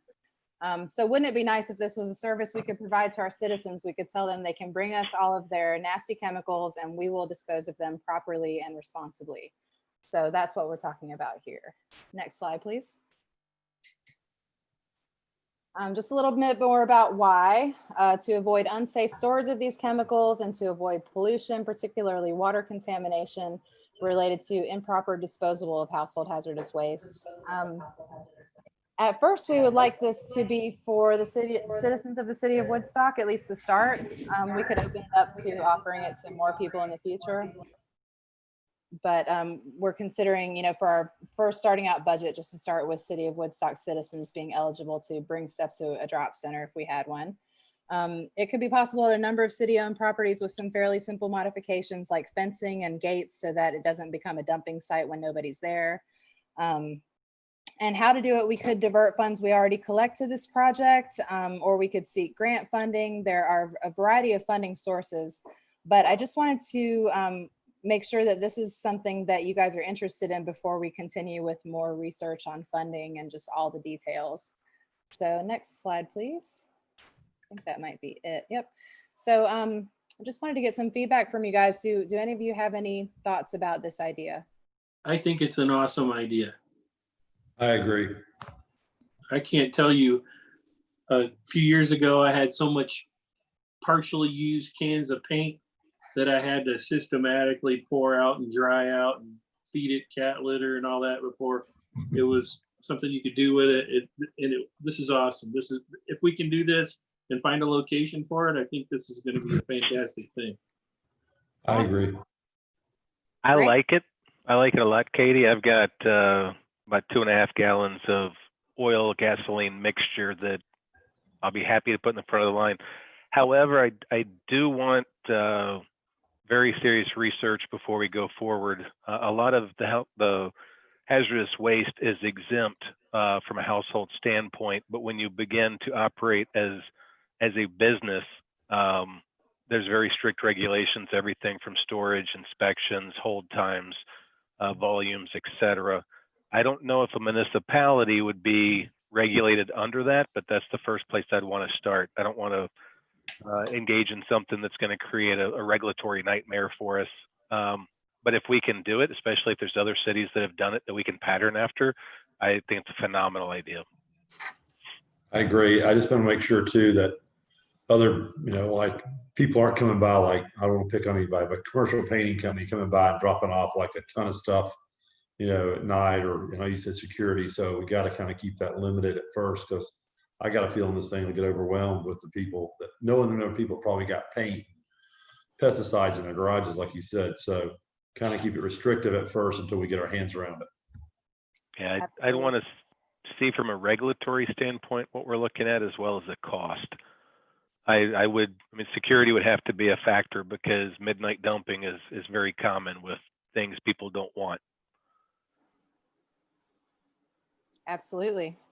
I have been taking notes about all of your concerns, and we will certainly do that research. We've already started a little bit, just to let you know, off the top, there are not very many municipalities that are doing this, but there is the only other one in the state of Georgia that we've found so far is the city of Dalton, Georgia, actually has a household hazardous waste drop center. There's also a center called CHARM in the city of Atlanta, the Center for Hard to Recycle Materials, and they take a lot of recycling, but also household hazardous waste. So when Uwana, who we introduced at the beginning of this meeting, when she was working for us, the last about 6 months of her internship, she spent finishing up the plan, but also working on research for this project. And so there are a lot of regulations to consider, absolutely. And I can assure you that the next time I come to present to you, since I've gotten a good response this time, I will come back with some serious research, and we can start to delve into some of those issues. So thank you so much. Thank you. Thanks, Katie. Thank you, Katie. All right, I'll turn it over to Rob Hogan for the Public Works project updates.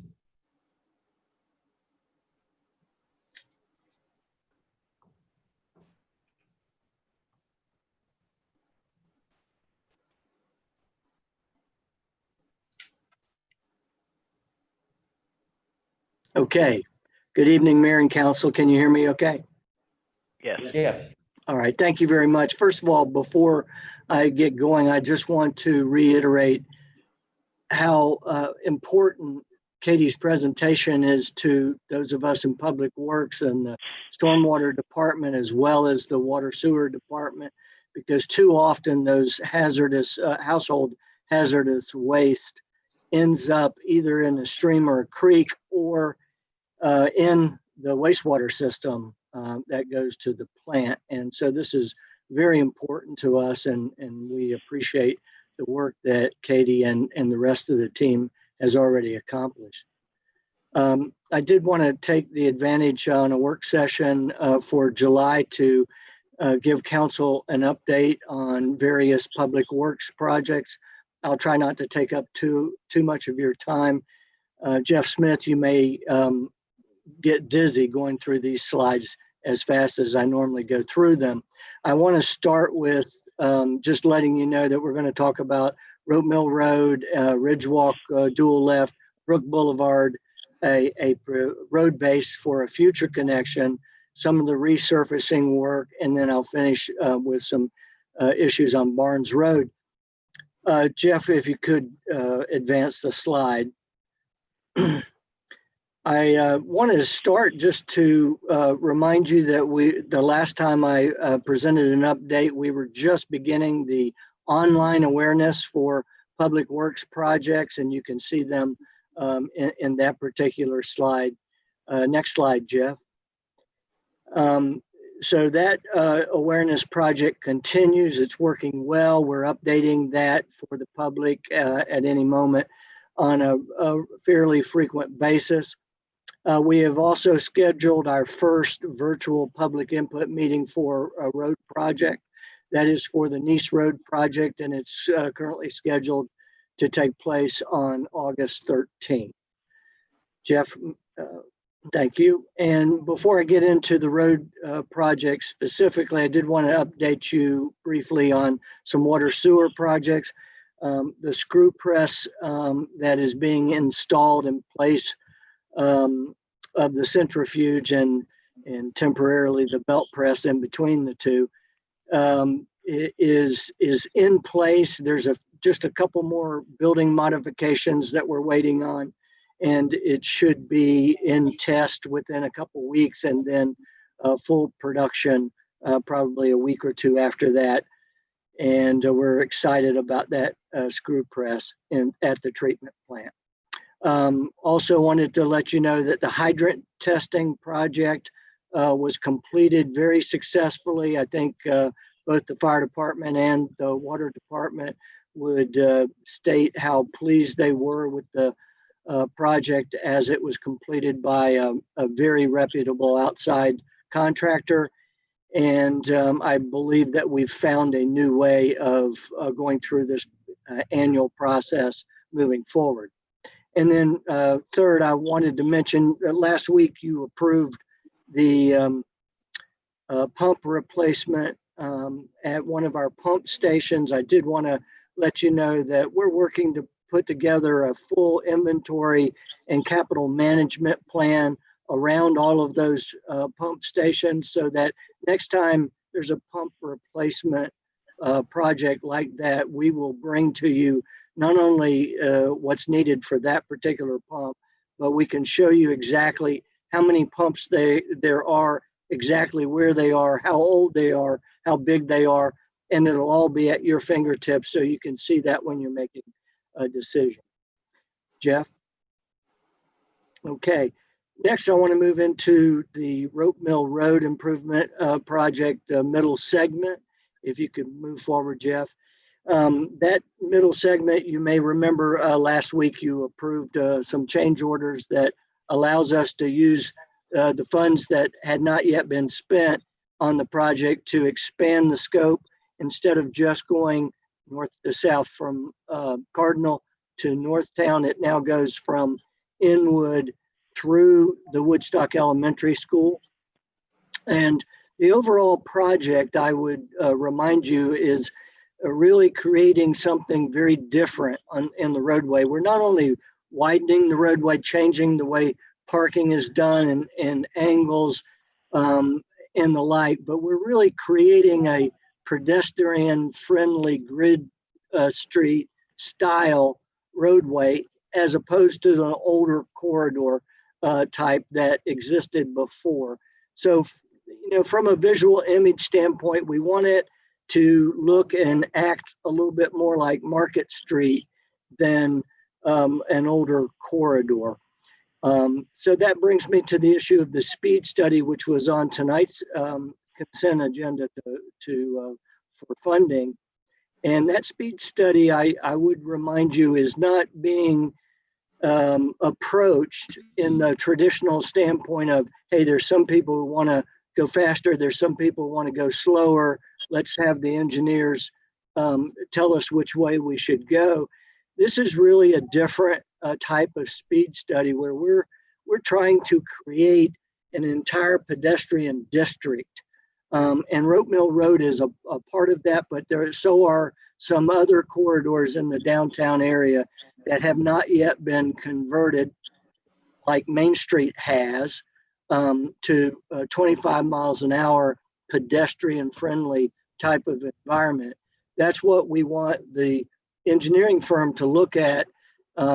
Instead of a traditional speed study, it's more a study to help us create a pedestrian-friendly grid street style for Rope Mill Road and the remainder of the corridors that are in the downtown district.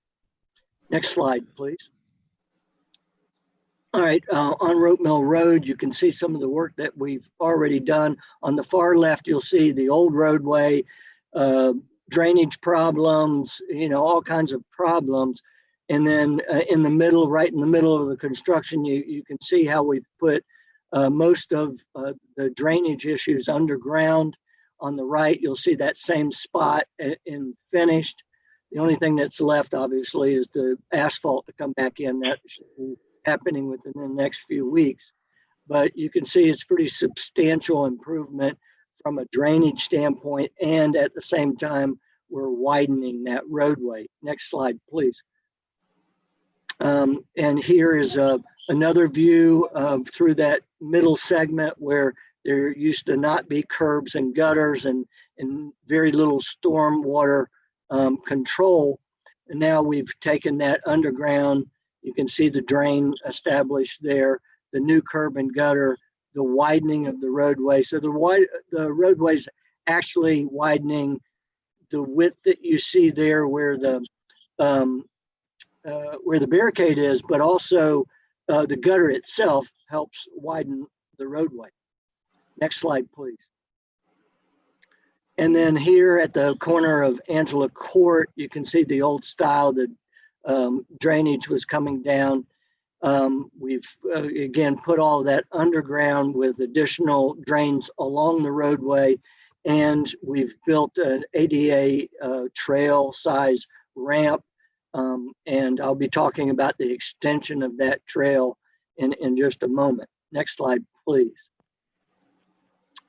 Here's another view just behind where we were just looking. You can see Angela Court there a little bit further up.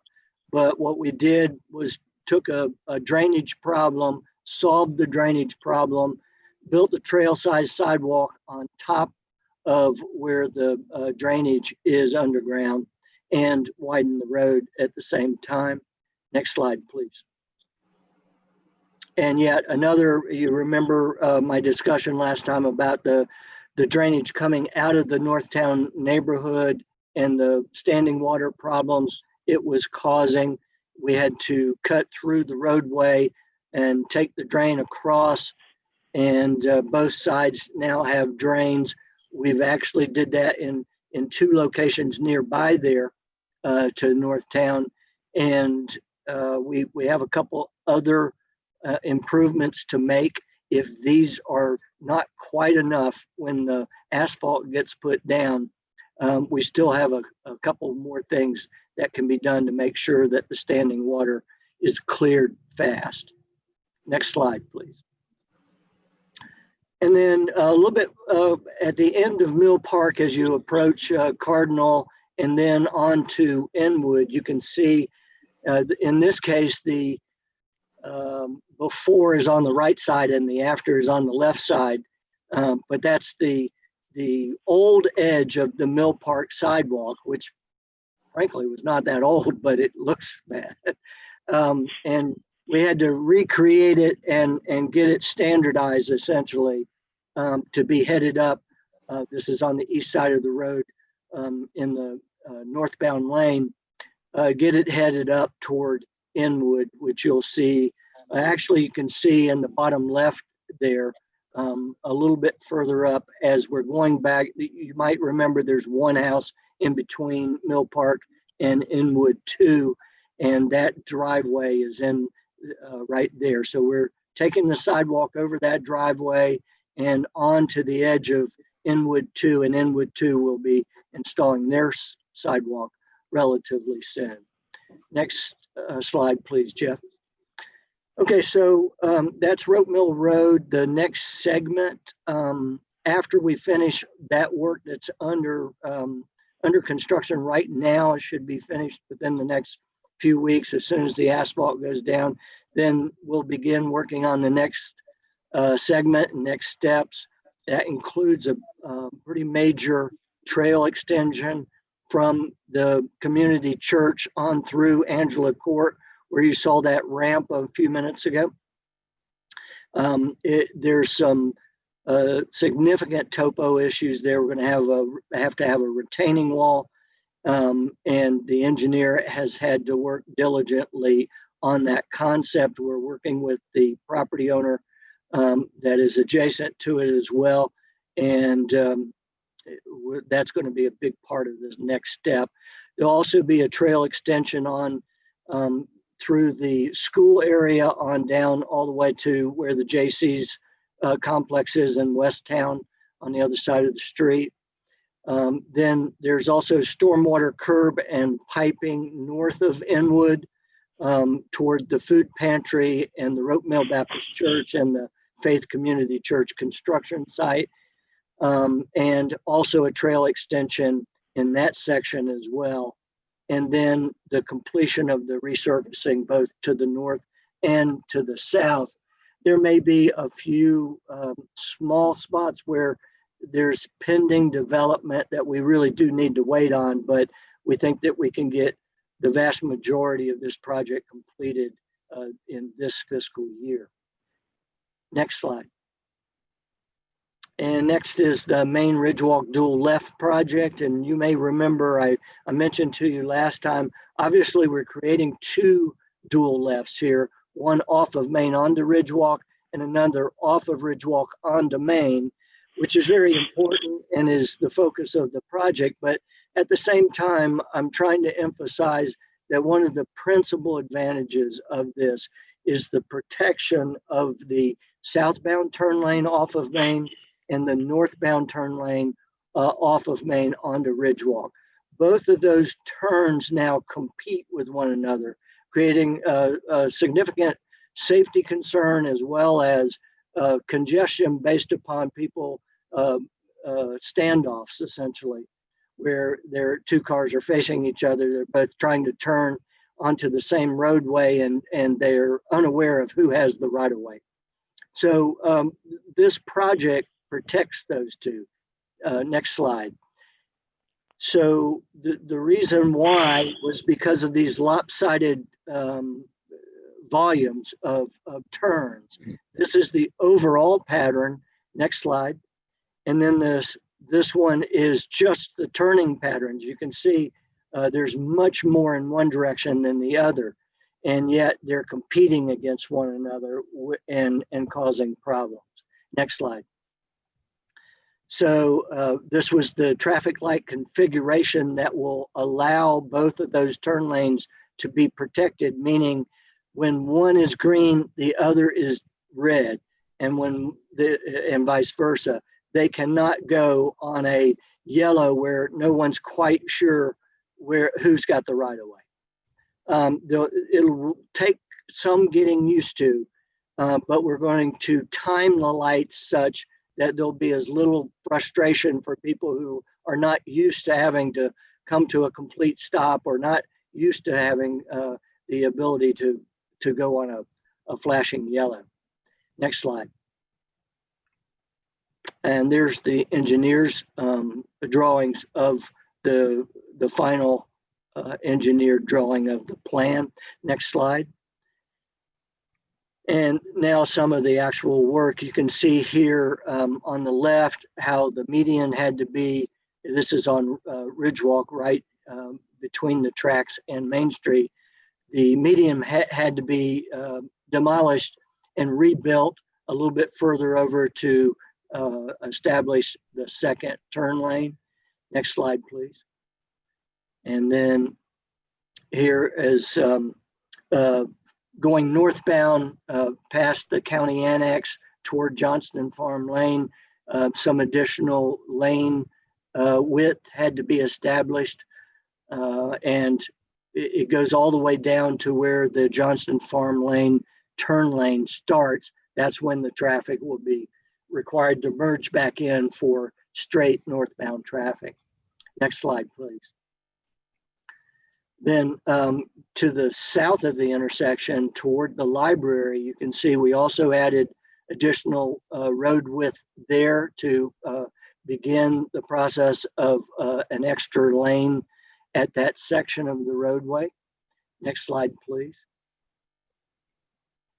And that's it for the dual left project. And then on to Brook Boulevard turn lane. You may remember last week you approved a scope change for that project. I wanted to give a little bit more information about it visually more than anything else. Next slide, please. So this, you can see on the right there, we're very proud of what was able to be established there. You can see we added curb and gutter and widened the road for the establishment of the turn lane, but more importantly, we put a much needed guardrail in at that location, which is very important. And it's going to be a big addition for the area. But then on the other side of the road, we found that the engineered drawings were sufficient for the requirements, but we were uncomfortable that we were leaving safety, we were not considering safety enough in the plans.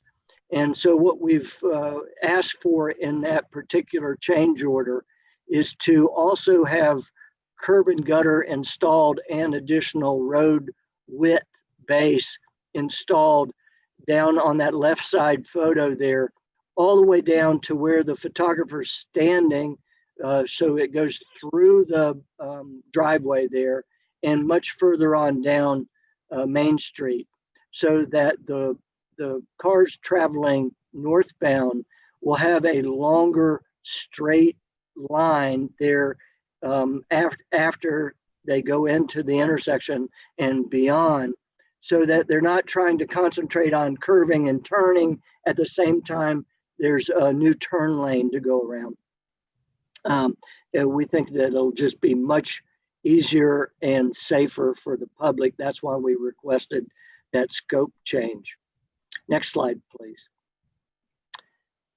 And then I wanted to mention to you a road base for future activity. There's oftentimes people will say, well, are you planning for the future and things like that? And I know Jeff had shown this to you once before from an aerial footage, but we got new footage on Friday that I wanted to share with you. But there's a road base that's being installed and is mostly done to help us for a future potential 3-directional connection point, essentially, a possible connection to and from the Ridgewalk Landing residential project that's under construction right now behind Costco, and then a possible connection to and from Bell Park, which, if you remember when the railroad was worked on, how much of an ordeal that was for the city, because there was no second way out of Bell Park.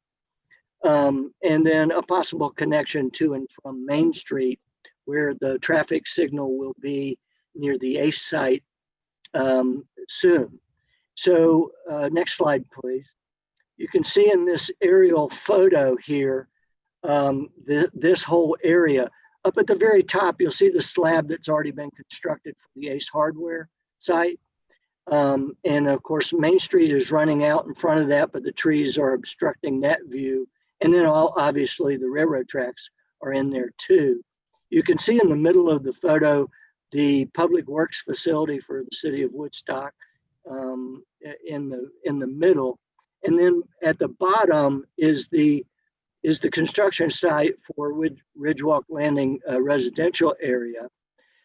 And on the right side is the new road base, basically, that you can't appreciate the topo from this angle, but the topography was incredible in this area.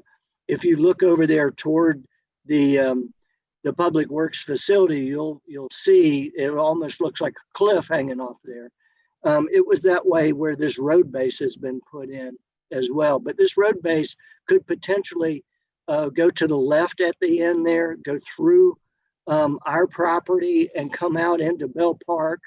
It could also, from there, turn right with a future crossing of the railroad and connect to the traffic signal there at the ACE hardware site. So there's some good potential there for the future. Next slide, please.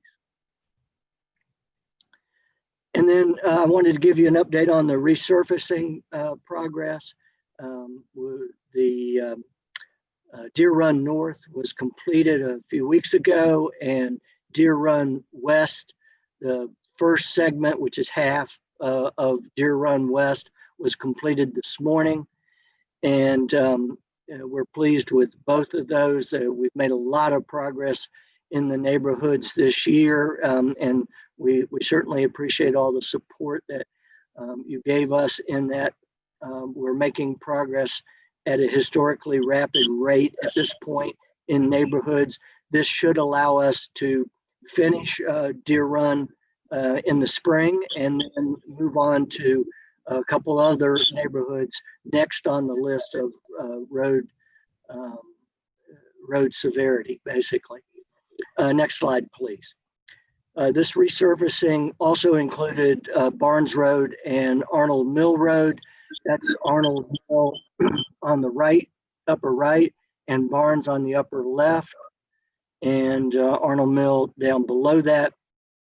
But it has turned out really well. They're finished with the asphalt work.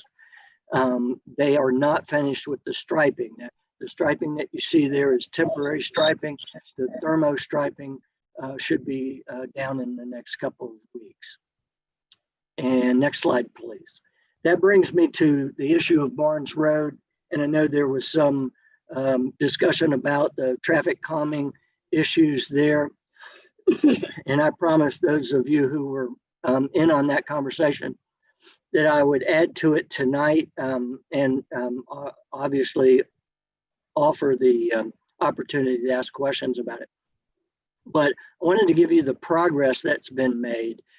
First of all, the stops, the traffic signal at Trickham Road and Barnes is a very important part of this, because Trickham and Barnes together are a corridor, and they have been a corridor for 30 years now, and that corridor becomes more and more high traffic volume every year, and more important to the entire county in this section of the metro area, even, because what most people don't realize, there is only one connection north-south across the Little River, all the way between Main Street, Woodstock, and Highway 140 on the far side of the county. So because there's only one connection, and that is at Trickham Road, very close to the Barnes intersection, Barnes Trickham has become a major corridor. And what I was trying to explain in some of that study is that the establishment of the Woodview neighborhoods right there did not really add to that traffic volume very much.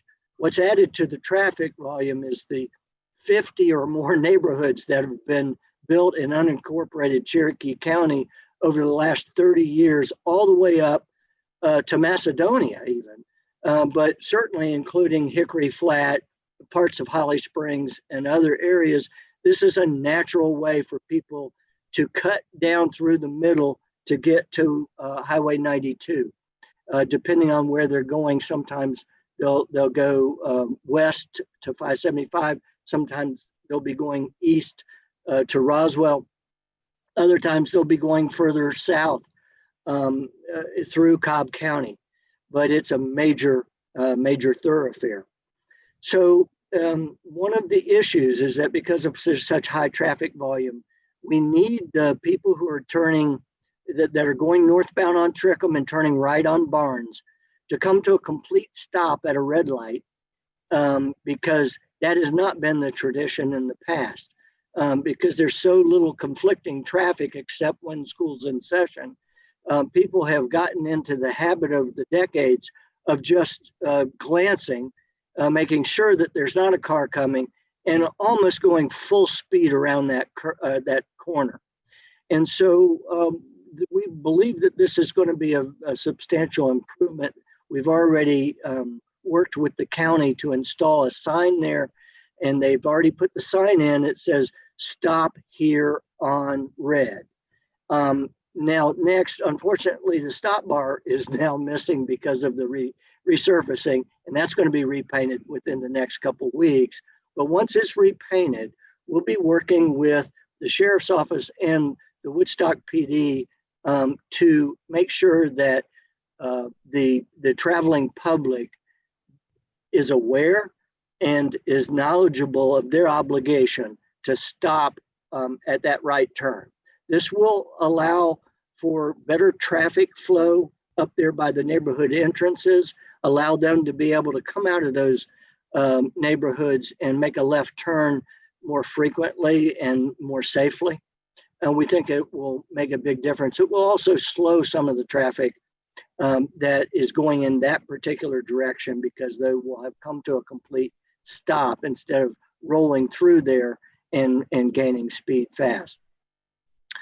As soon as the striping is down, we also will be conducting a speed and traffic count study And we'll try to do so on a more regular basis, not just immediately, which will happen as soon as that striping is complete, because we don't want their equipment to harm our devices.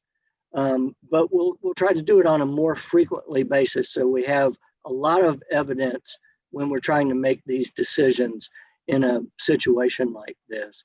And we believe that that will help a lot.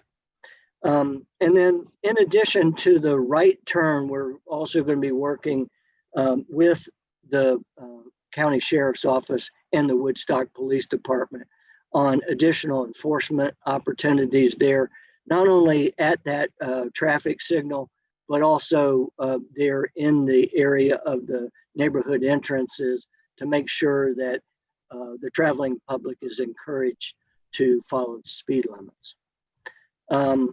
Now, there has been a great deal of discussion about a potential mid-block pedestrian crosswalk there between the two entrances of Woodview, and the Traffic Calming Committee and the Streets Department felt very strongly that that pedestrian crosswalk would be far too dangerous to install there.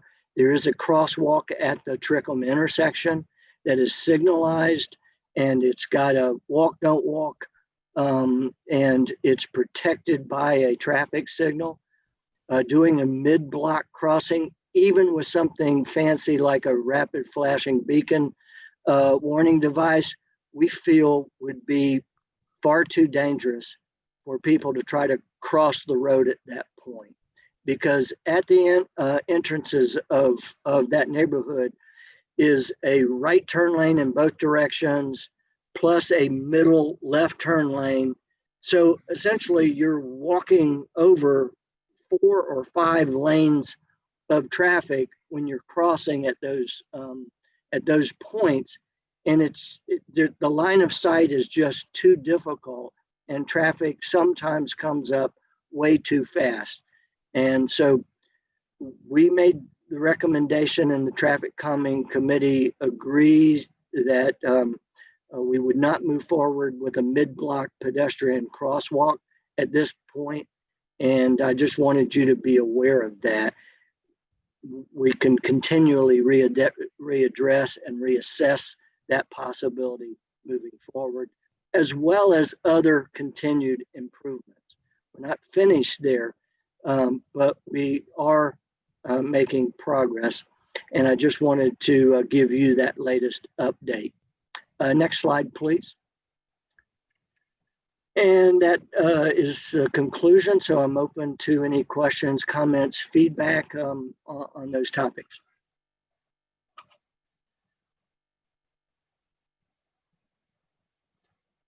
You're muted. Rob, you're muted. Not anymore. Okay. So the people in Deer Run are super happy with their resurfaced roads, the ones that have had them so far. You guys are doing a great job, and the team, they had some problems with traffic control because the roads are really narrow, but Yeah. and there's a lot of impatient young drivers in the neighborhood apparently. And other than that, it went really well. And for the last item you were talking about and the feedback you've gotten on that, Rob, as long as you're looking at public safety, that's what's most important. People's preferences or desires, unfortunately, aren't as heavy weighted as people's safety, in my opinion. So I think you guys are doing a good job of making good decisions there. Thank you. Anybody else? I'll reiterate what Rob said. It's exciting to see the continued relatively simple changes that make such a huge impact being implemented.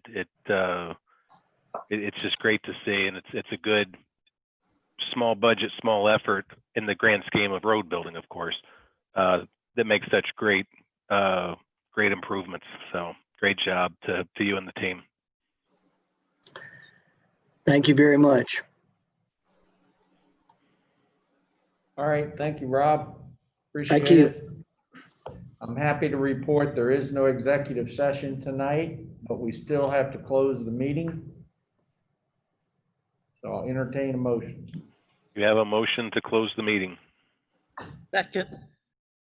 We have a Warren motion and a Tracy second. Any further discussion? I just Roll want to call say, I vote. think we set a record for non-executive session meetings. That's That's because like Jeff's 3 or not- 4 in a row. All right. Ward 1, Aye. 2, Aye. 4, Aye. 6. Aye. Thank you, Good night, everyone. everybody. Good night. Good night. Thank you.